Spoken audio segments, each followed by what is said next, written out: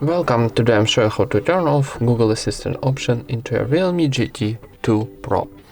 Firstly, open Google application, this one. Then in the top right corner we got our Google account icon, tap it and choose settings.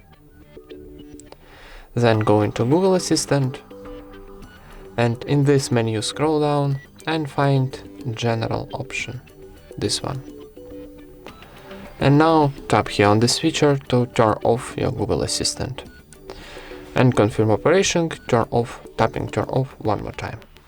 And that's it. Thank you for watching, leave thumbs ups and subscribe to our channel.